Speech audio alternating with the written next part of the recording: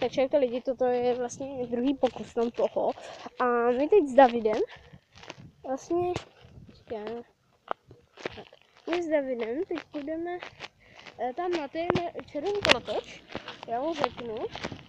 A tady toto jsme si sem dali, já jsem málem z toho sletěla, jak jsem lezu, tak to nelezu. A Davo, půjdeme ještě na to červený, to máme na ten kolotoč. A to je vlastně to druhá část, protože mě to leklo. Hej, co pouštíš?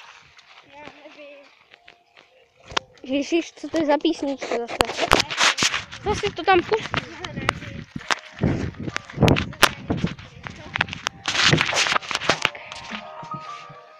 A jestli se mi zase udělá blbě. To by si na konci, že jo, jak jsi udělal blbě. To by si jak si na konci předtím udělal blbě. Jo.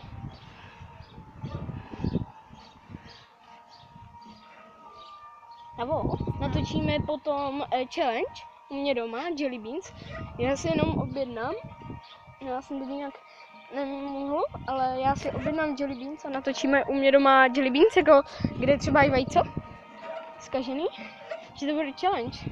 Mě nevadí, když se pobliju. Aspoň budu mít trochu místo v žaludku. Jakože se... Ne, ale prostě, že to bude taková challenge. A teď si dívejte nahoru. Ale musel by někdo vůbec znát tvůj kanál a vědět, že vůbec točíš na YouTube. To moc lidí neví. Hej, tak prosím mi dej odběr. Já jsem ti taky dal, já mám 2 kanály a dal jsem ti na obou 2 odběr. A mám ještě 5 kanálů, tak ti klidně taky dám odběr. Já nevím ani jeden, který tvůj je kanál. No tak se koukni do komentářů u těch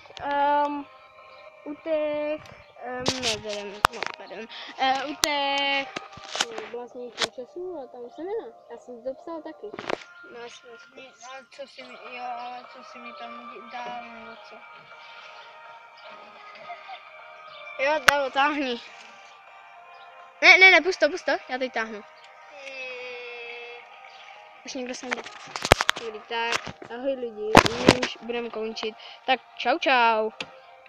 Hej, taky se louč, čau.